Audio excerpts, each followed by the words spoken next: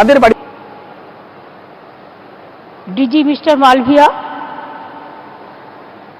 CP বিনীত গোয়েল, সঞ্জয়, ছোটেন লামা, আমাদের এমএমএমই principal secretary Suranjan দা, যাদবপুর ইউনিভার্সিটির VC, সোনালী Kolkata university, Anuradha দি Presidency university সহ আরও 30টা যে ইউনিভার্সিটি আছে আমাদের, এবং আরও যত কলেজ আছে, ঐতিহাসিক কলেজ থেকে শুরু করে সাধারণ মানের কিন্তু উচ্চমানের কলেজের সমস্ত টিচাররা এবং প্রিন্সিপালরা এসছেন। Education department is a vast department. School, college, বিশ্ববিদ্যালয়, সর্বশিক্ষা মিশন থেকে শুরু করে একেবারে মাদ্রাসা অবশ্য এমএমএ ডিপার্টমেন্ট, ফাজিল হালিম, তাছাড়াও আমাদের আছে মিড ডে মিল থেকে শুরু করে প্রাইমারি এডুকেশন, ইউনিভার্সাল এডুকেশন, সব কলেজ, ইউনিভার্সিটি, ওপেন ইউনিভার্সিটি, প্রচুর প্রচুর। এত বড় ডিপার্টমেন্ট চালানো এ একটা রাজ্য চালানোর মতোই ব্যাপার। এত বেশি কাজ, এত বেশি প্রবলেম, আবার এত বেশি সাকসেস, যা হয়তো অন্য কোথাও ভাবা যায় না, আর এত বেশি টাচি, সেন্সিটিভ অলসো। আজকে প্রথমেই ডক্টর সর্বপল্লী রাধাকৃষ্ণন, তার জন্মদিনে আমরা আমাদের মাথা নত করে, আমরা শ্রদ্ধার্ঘ্য নিবেদন করে বলি,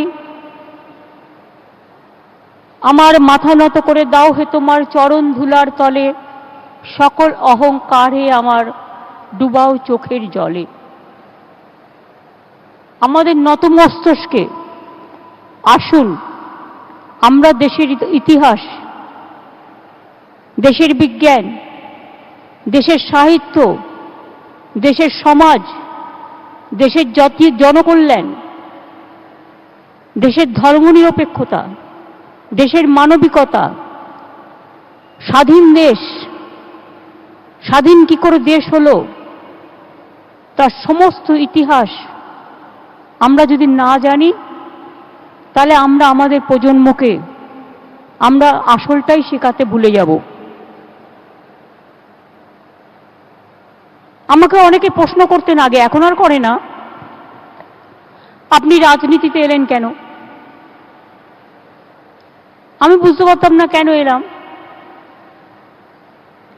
কিন্তু তখন আমার মনে হতো, দু একবার বলেও ছিলাম, আমরা যখন ছোট ছিলাম আমাদের বাবা মায়েরা তারা সোনার চামচ মুখে দিয়ে আমাদের জন্ম দেয়নি, কিন্তু অতি সাধারণ মধ্যবিত্ত পরিবারে থেকে, যেমন আমাদের দিয়ে রবীন্দ্র জয়ন্তীও পালন করিয়েছেন, নজরুল জয়ন্তীও পালন করিয়েছেন, দেশের ইতিহাস গল্প করে শুনিয়েছেন, এবং আমাদের স্কুলের টিচাররা, আমি এখনো বলবো, তারা গর্বের গর্ব। যেভাবে তারা টিচিং করে, তারা লার্নিং দেয়, তারা টিচিং দেয়, এবং আমি মনে করি আমাদের এক একটা ছেলে মেয়ে এখন যা তৈরি হচ্ছে, সারা পৃথিবী তো একদিন বাংলায় মেধাতে দখল করে নেবে, অন্য কিছু ছেড়ে দিন। আমি ভাবতেই পারি না, আমার বাড়িতে একটি ছোট্ট মেয়ে, তপশিলি মেয়ে ছোটবেলা থেকে থাকতো, আমি এদের প্রমোট করি, আবার মানুষ তৈরি করে দিই, তারপর আর বিয়ে টিয়ে দিয়ে দিই, চাকরি টাকরি দিয়ে দিই, নিজের মতো দাঁড়ায়। আমাদের বাড়িতে থাকতে থাকতে ওর বিয়ে হলো। বিয়ে হওয়ার পরে ওর বরকে একটা চাকরি করে দিলাম। ওর একটা মেয়ে হলো, মেয়েটা আবার মাধ্যমিক পাশ করলো। পাশ করার পরে মা মেয়েতে ঝগড়া, মেয়ে কলেজে পড়বে না আর মা বলছে পড়তেই হবে। যখন খুব ঝগড়া, আমি মেয়েটাকে ডেকে জিজ্ঞেস করলাম, তুমি কি পড়তে চাও? বললো, আমি ফ্যাশন টেকনোলজি পড়তে চাই। তাই বললাম, তাই পড়ো না, তাতে অসুবিধার কি আছে, যার যেটা ভালো লাগে সেটা করুক। তখন তার মা বলল, তার মা তো বুঝতেই পারছে না ফ্যাশন টেকনোলজি কি। আমি তখন ওকে বললাম, শোন, দুর্গাপুরে আমরা আহরণ বলে একটা স্টেট গভর্নমেন্টের একটা ফ্যাশন টেকনোলজি তৈরি করেছি। যখন প্রথম তৈরি হলো, আমাকে ডিপার্টমেন্ট থেকে বলা হলো, ট্যুরিজম থেকে করা হয়েছিল, যে জয়েন্ট এন্ট্রেন্সে পাস না করলে ওখানে চান্স পাওয়া যাবে না। তা আমি তাদের বললাম, আমাদের অনেক ভালো ভালো ছেলে মেয়ে আছে, সবই যদি জয়েন্ট এন্ট্রেন্সের মাধ্যমে হয়, তাহলে গরিব ছেলে মেয়েগুলো কোথায় যাবে? সাধারণ ছেলে মেয়েগুলো কোথায় যাবে? 50%, 60% নাম্বার পেয়েও যারা পাশ করেছে তারাও একটা চান্স পাবে না। এসব করো না ভাই, যার যেটাতে আগ্রহ আছে, যেখানে সুযোগ আছে, তাকে সুযোগ মতো কাজ করতে দাও। এবার ওখানে গিয়ে ভর্তি হলো, 2 বছরের মধ্যে পাশও করে গেল। ওই সার্ভিস দিয়ে দেয়, ওটা গভর্নমেন্টের। ও একটা জায়গায় চাকরিও পেয়ে গেল। এবার 7 দিন আগে ওর মা আমায় বলছে, ও তো আমেরিকায় চলে গেছে। আমি বললাম, আমেরিকায় চলে গেছে মানে? তোর তো আমায় জানালি না। বললো, দিদি, বললো কি বলবো, আমার কথা শুনলো না। আমেরিকা থেকে একটা হোটেল থেকে ডাক এসছে রিসেপশনে কাজ করবার জন্য, ও আমেরিকায় চলে গেছে, ও এখন 3 লাখ টাকা মাইনে পাবে। আমি বললাম, বোঝো, 11-এ কলেজে যাচ্ছিল না, ফ্যাশন টেকনোলজি পাশ করলো, করেই চাকরি পেল, করে এবারে আমেরিকা দৌড়ালো, বেশি টাকা মাইনে পাবে। কিন্তু একবারও এরা বুঝতে পারছে না, চাকরির জন্য আমি আমেরিকায় 3 লাখ টাকা মাইনে পেলাম, সাপোজ আমি বেঙ্গলে 25,000 টাকা তার জায়গায় পাচ্ছি। আমার এখানে স্ট্যান্ডার্ড অফ লিভিং কি? আমার এখানে 25,000 টাকার যে মূল্য, আমেরিকা সেটার মূল্য কত? 3 লাখ টাকা মাইনে পেলে 2.5 লাখ টাকা যাবে খাওয়াতে খরচায় আর থাকার খরচায়। তারপরে অসুখ করলে দেখার কেউ থাকবে না। নিশ্চয়ই আমি চাই আমাদের ছেলেমেয়েরা বাইরে যাক, পড়াশোনা করুক, করে ফিরে আসুক।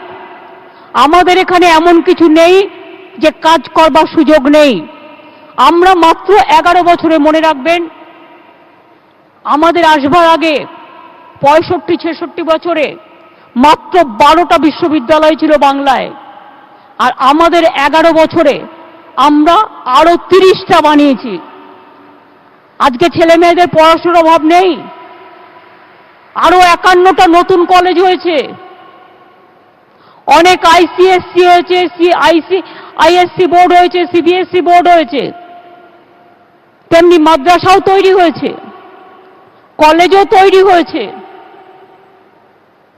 সেন্ট জেভিয়ার্স ইউনিভার্সিটি তৈরি করে ফেললো, কলকাতা ইউনিভার্সিটি নতুন ইউনিভার্সিটি ক্যাম্পাস করছে রাজারহাটে, প্রেসিডেন্সিও করছে, যাদবপুরও করছে।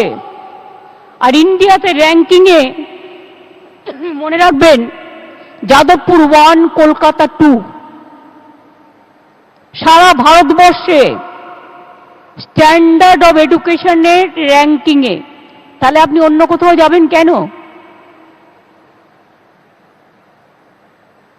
বাইরে গেলে হ্যাঁ 2-1টা ফটাফট ইংরেজি বলা যায়, ইংরেজি তো আপনি এখানেও বলতে পারেন। উচ্চশিক্ষায় তো ইংরেজি চালু আছেই, বাংলাও আছে। আমি আজকে টিচারদের যেমন কৃতজ্ঞতা, ধন্যবাদ, নমস্কার, অভিনন্দন সবকিছু জানাচ্ছি, সালাম সবকিছু জানাচ্ছি, জয় জহর। তারা তৈরি করছেন আমাদের সমাজকে, শিক্ষা জগৎকে। আমি তাদের কাছে একটাই আজকের দিনে আবেদন করব, স্বামী বিবেকানন্দ বলেছিলেন, কিন্তু আজ পর্যন্ত আমরা সেটা করে উঠতে পারিনি। আর এটা করবার জন্য আমি শিকাগোর বক্তৃতার ওই রেপ্লিকা অনুযায়ী ইউনিভার্সিটির টাকাও দিয়েছি রামকৃষ্ণ মিশনের। স্বামী বিবেকানন্দের বাড়িটা মনে রাখবেন, আমি অধিগ্রহণ করে দিয়েছি, অন্য কেউ নয়। সিস্টার নিবেদিতার বাড়িটাও, দার্জিলিংয়ে তিনি মারা গিয়েছিলেন যে বাড়িটা, সেই বাড়িটাও, এখানে তিনি যে বাড়িটায় থাকতেন সেই বাড়িটাও। এরকম প্রচুর কাজ আমরা করে দিয়েছি। নজরুল ইউনিভার্সিটি করে দিয়েছি, নজরুল তীর্থ করা হয়েছে, নজরুল এয়ারপোর্ট তৈরি করা হয়েছে। বিশ্বকবি রবীন্দ্রনাথ ঠাকুরের নামে তো সম্পূর্ণ বিশ্ব বাংলাটাই। তাছাড়াও অনেক আছে, অনেক তৈরি, অনেক সৃষ্টি, অনেক ভাবনা, অনেক চেতনা, অনেক দর্শন। তার মধ্যেও শিক্ষক শিক্ষিকাদের কাছে আবেদন করব, আসুন না একটা করে ক্লাস আপনারা রাখুন। আমি এডুকেশন মিনিস্টারকেও বলবো, এক্ষুনি তো হবে না, কোর্সটা তৈরি করতে গেলে সিলেবাস তৈরি করতে হবে। আর syllabus is a very sensitive subject. যারা এটা নিয়ে কাজ করেছেন, রিসার্চ করেছেন, ভালো জানেন, তাদের দিয়ে করা উচিত, যারা জীবনটাকে উৎসর্গ করেছেন এটা দিয়ে। সেটা হচ্ছে নৈতিক চরিত্র গঠন। একটা সিলেবাসের ওপরে থাকা উচিত। আমি কত টাকার মালিক হলাম এটা আমার পরিচয় নয়। পয়সা আজ আছে, কাল নেই, ফুরিয়ে যাবে। হ্যাঁ, আপনারা যদি আমায় বলেন আপনি 100% কন্ট্রোল করতে পারবেন, ভগবান 100% কন্ট্রোল করতে পারে? আমি কি? আমি তো একটা সাধারণ মানুষ। এগুলো নির্ভর করে নিজেদের ওপরে। আমি কতটা পর্যন্ত লোভী হব নির্ভর করবে আমার ওপরে। আমি কতটা নিজেকে ভালোভাবে চলবো নির্ভর করবে আমার উপরে। দেখুন, সব জগতে সবাই ঠিক হয় না। আমার 5টা আঙুল কি সমান? সমান নয়। একটা মোটা, একটা বেটে, একটা রোগা, একটা মধ্যেখানে, 5টা আঙুল আমাদের। সেরকম সমাজে ভালো মানুষও আছে, খারাপ মানুষও আছে। একটা খারাপ মানুষ কি একটা খারাপ ব্যবহার করলো, তার জন্য পুরো সমাজটাকে কুৎসা করে উগড়ে দিলাম আর সবাইকে একই জায়গায় ফেললাম, এটা ঠিক হয় না। মনে রাখবেন, কাঁঠাল গাছে জন্মে, কাঁঠাল গাছে কখনো আমের জন্ম হয় না। কখনো কখনো ভালো মানুষও বিপথে পরিচালিত হয়ে যায় সঙ্গ দোষে বা নানা রকম ডিপ্রেশনে ভুগলে। তাদের আমাদের ভালো করতে হবে, ভালোবাসতে হবে, নিয়ে আসতে হবে। কিন্তু এর মধ্যে বলুন তো কত মানুষ আছে? একটা টিচার যদি একটা ভুল করে, তাই নিয়ে পরের দিন হই হই হচ্ছে, অথচ সেই টিচারটা যে সকাল থেকে সন্ধ্যে পর্যন্ত, এমনকি তাকে বাড়ি গিয়েও খাতা দেখতে হয়, সে কথাটা কই আমরা মনে রাখি না? একটা বাচ্চা, একটা ছোট্ট শিশু বা একটা ছোট ছোট আজকালকার ছেলে মেয়েরা পড়াশোনায় কত ভালো এরা, এবং পড়াশুনো করে নিজেদের চেষ্টায়, সারাক্ষণ পড়াশুনোর দিকে এদের মন। সারা পৃথিবীটা এদের আজকে হাতের মুঠোয়। আমাদের সময়কার এডুকেশন আর এখনকার এডুকেশনের মধ্যে অনেক তফাৎ আছে। এখনকার 2.5 বছরের ছেলে মেয়েরাই তাদের ব্রেনটাকে অনেকটা পাকাপোক্ত করে ফেলে। এমন কোনো ওয়ার্ড নেই যে তারা জানে না। তারা এতটাই তাদের আইকিউ স্ট্রং। আমি এই জেনারেশনটাকে নিয়ে গর্ব করি।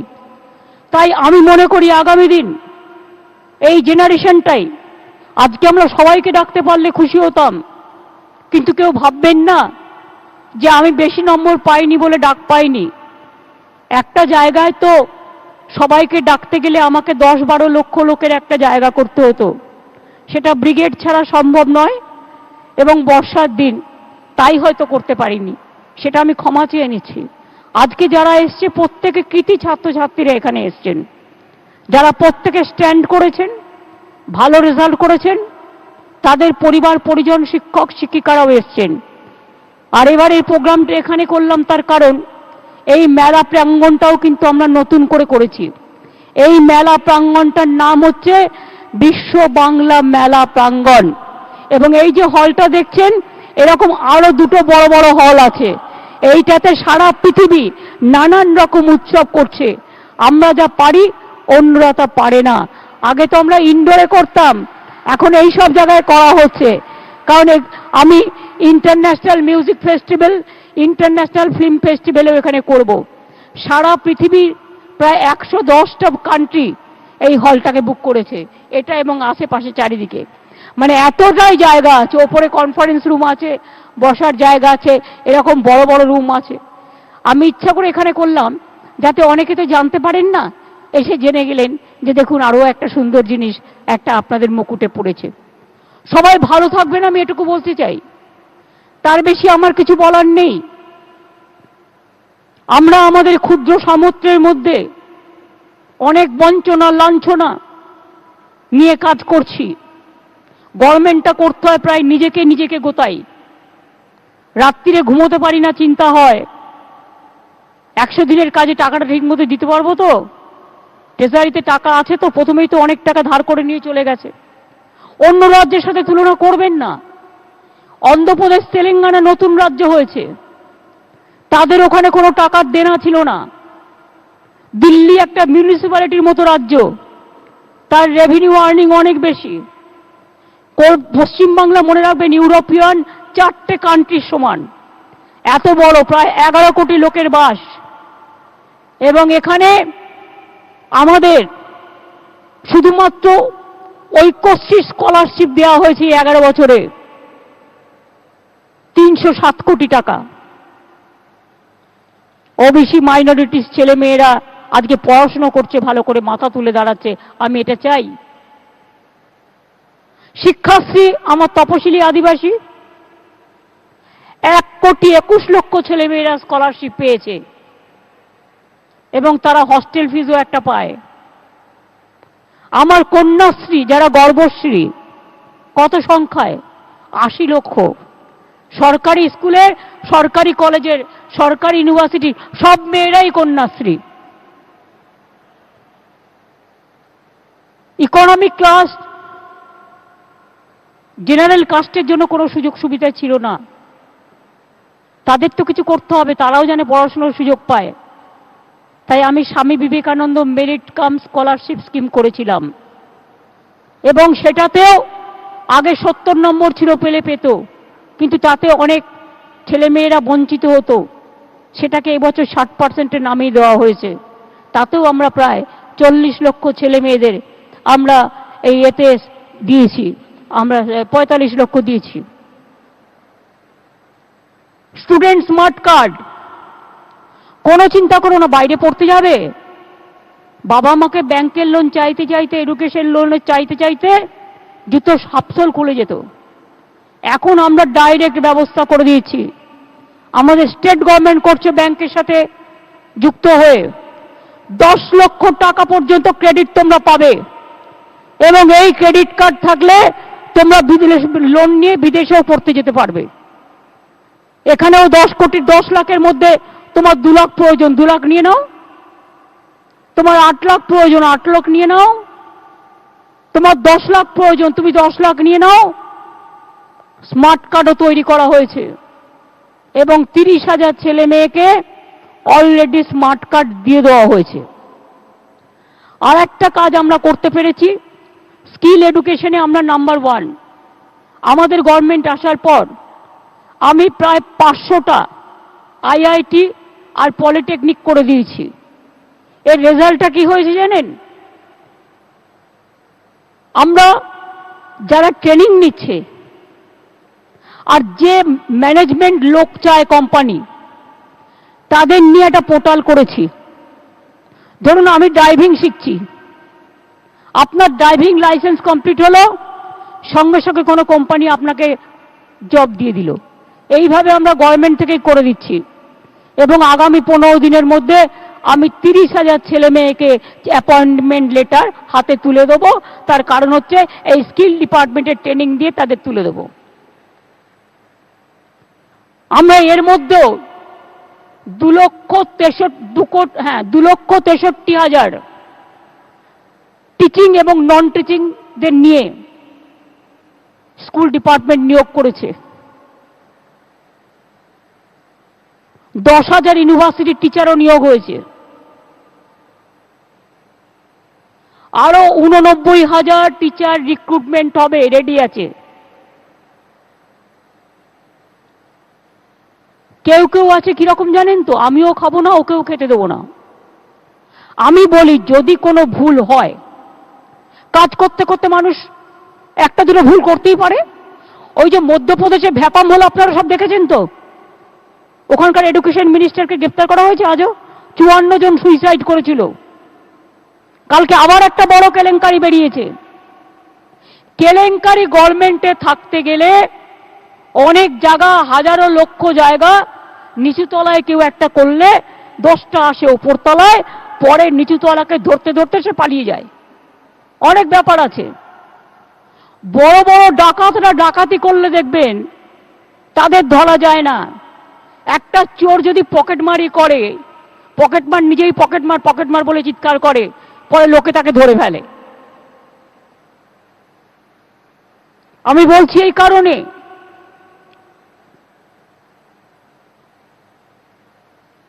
কয়েকটা ছেলে মেয়ে বসেছিল রাস্তায়, আমার সাথে দেখা হয়েছিল।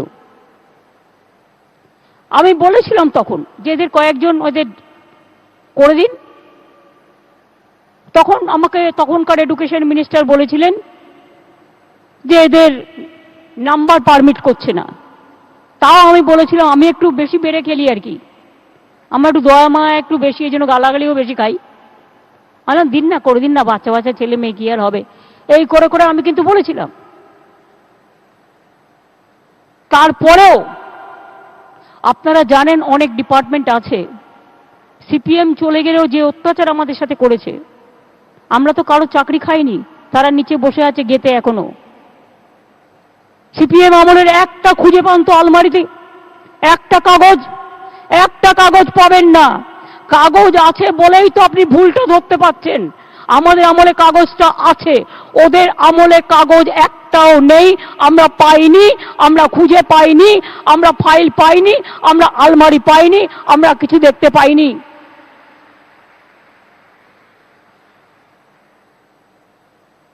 বুদ্ধদেব বাবুর কথা মনে আছে, চোরেদের মন্ত্রিসভায় আর কাজ করব না? বিনয় চৌধুরীর কথা মনে পড়ে, government of the contractors, by the contractors, for the contractors. আমার একটু একটু মনে পড়ে, কারণ আমি তো মার খেতে খেতে ওই জায়গাটা উঠে এসেছি। কাজেই এক্ষেত্রে নেতাজি সুভাষচন্দ্র বোস বলেছিলেন, রাইট টু মেক ব্লান্ডার্স, ভুল করাটাও একটা অধিকার। আর অশোক গাঙ্গুলি, আমার ব্যক্তিগতভাবে তার সাথে সুসম্পর্ক নেই, কিন্তু তিনি একটা রায় দিয়েছিলেন কোর্টে, যদি কোনো ক্ষেত্রে দেখো কেউ একটা ভুল করেছে, একটা ভুল হয়ে গেছে, কেউ একটা ডিপ্রাইভ হয়েছে, তাহলে তোমরা এটাকে রেকটিফাই করে নাও। সিপিএম এর আমলে বড় একটা স্বাস্থ্য কেলেঙ্কারি হয়েছিল এবং উনি সেটাতে বাঁচিয়ে দিয়েছিলেন, যতদূর সম্ভব আমার মনে পড়ছে। হতেই পারে কত হেলথ রিক্রুটমেন্ট কমিটি, কত ডক্টরস কমিটি, কত প্রাইমারি কমিটি, কত সেলফ হেল্প গ্রুপ কমিটি, গাদা গাদা কমিটি আছে, সব তো আমাদের হাতে থাকে না।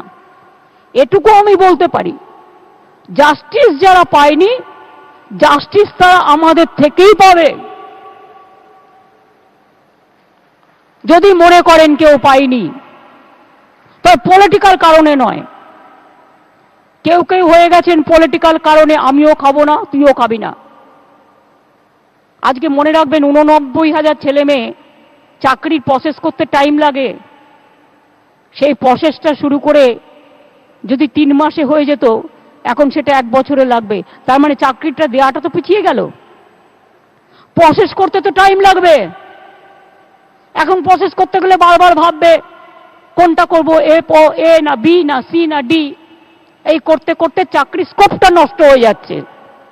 আমি চাকরি দিতে চাই, আর কেউ কেউ চাকরি বন্ধ করবার জন্য মানুষ না খেতে পেলে 5 টাকা তার পকেটে গিয়ে দিয়ে আসে না, আর পিআইএল করবার নাম করে জীবনটাকেই পিআইএল করে দিয়েছে।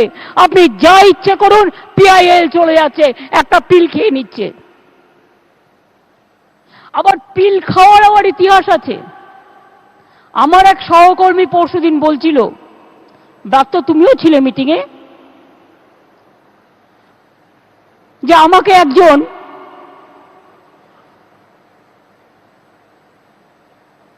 কোন একজন লয়ার, সব লয়ার তো খারাপ না, আমি নিজেও লয়ার,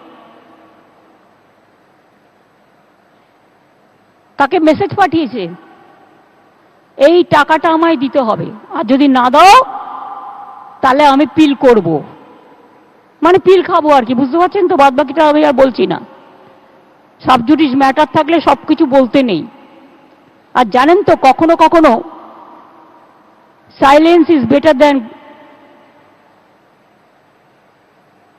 মানে বলে না যে সাইলেন্স ইজ সিলভার আর স্পিচ ইজ গোল্ডেন,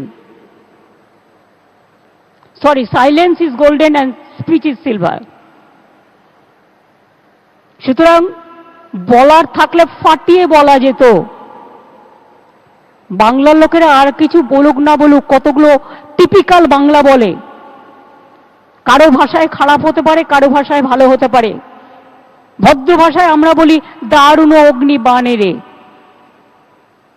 আবার একটু দুষ্টুমি করলে আমরা বলি ফাটাফাটি, দারুণ হয়েছে। সুতরাং প্রত্যেকটাই ভালো ল্যাঙ্গুয়েজ, একটাও খারাপ নয়, খারাপ না ভাবলেই খারাপ।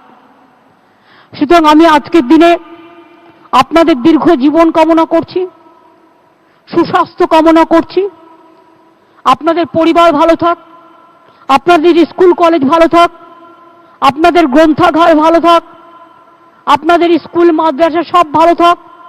সাথে সাথে আমার যারা বাবা মায়েরা এসছেন, যারা ছেলে মেয়েদের সাথে সাথে, টিচারদের সাথে সাথে ছেলে মেয়েদের মানুষ করেছেন, সারাক্ষণ তাদের সাথে, তাদেরও প্রায় একবার পড়াশোনা হয়ে গেছে।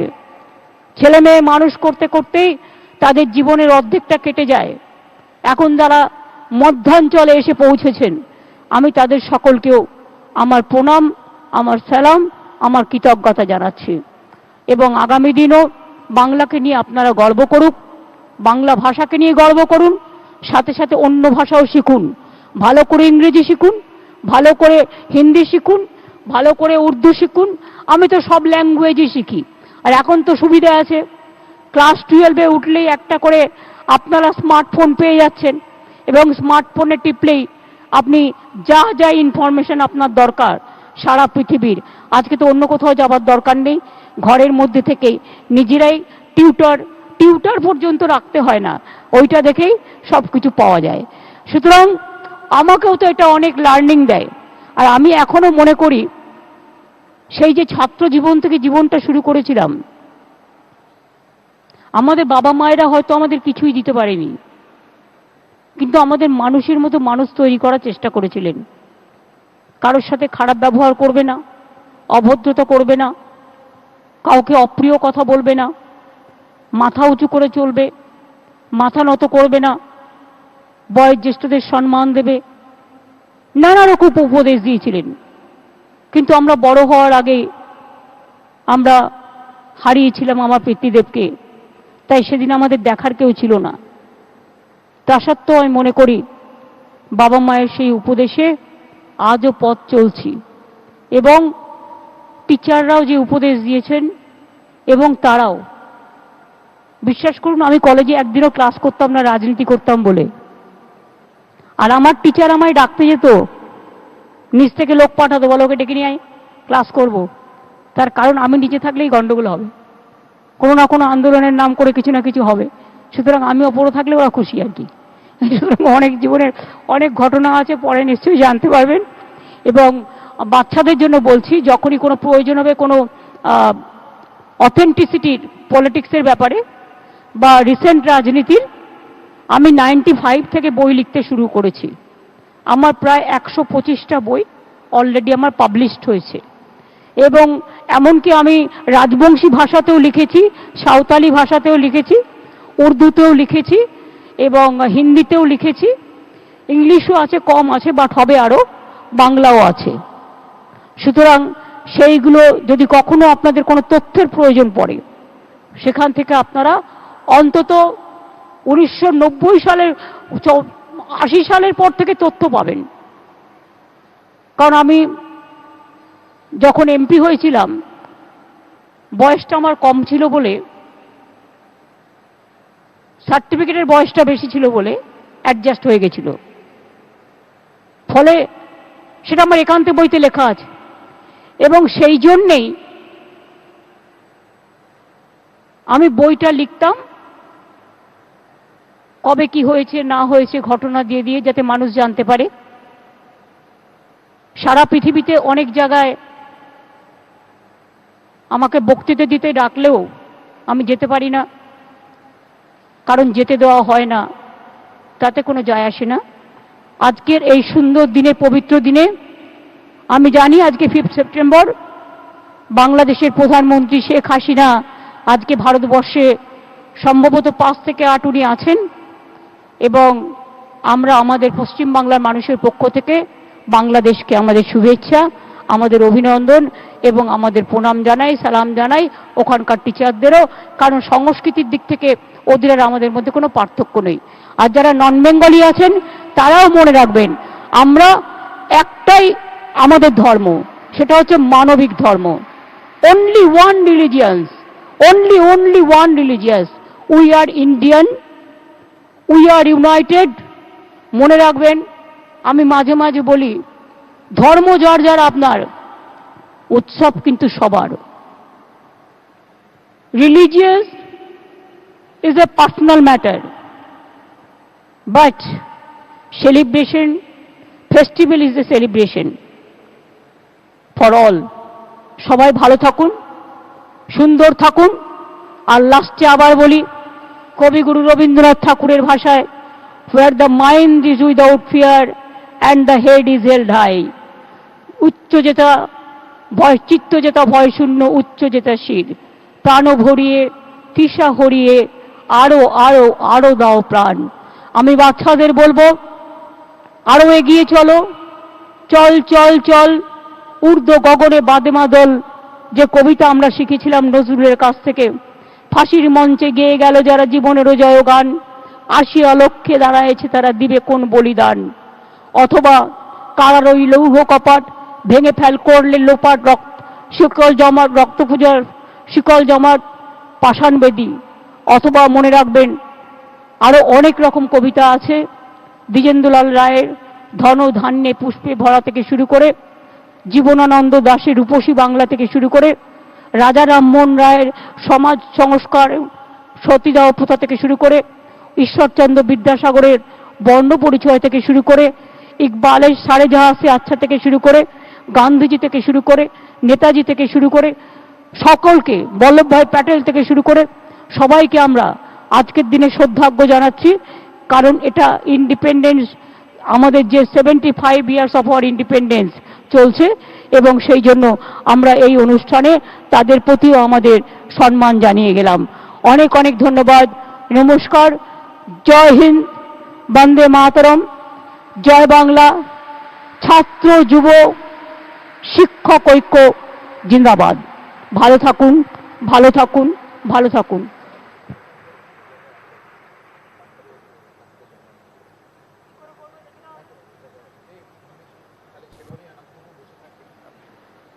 আমাকে কিছু কিছু ছাত্রছাত্রী ফটোর কথা বলছিলেন, কিন্তু এটা করা যেতে পারে একমাত্র গ্রুপ ফটোর জন্য।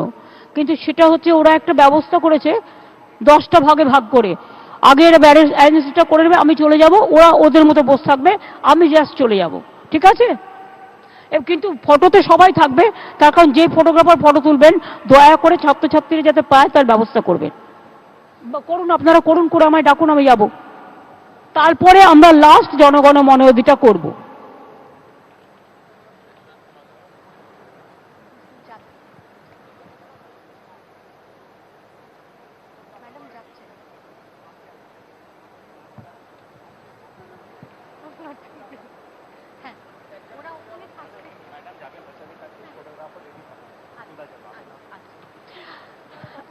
মাননীয় মুখ্যমন্ত্রী বিশ্বব্যাংক বাংলায় সেখানে শিক্ষক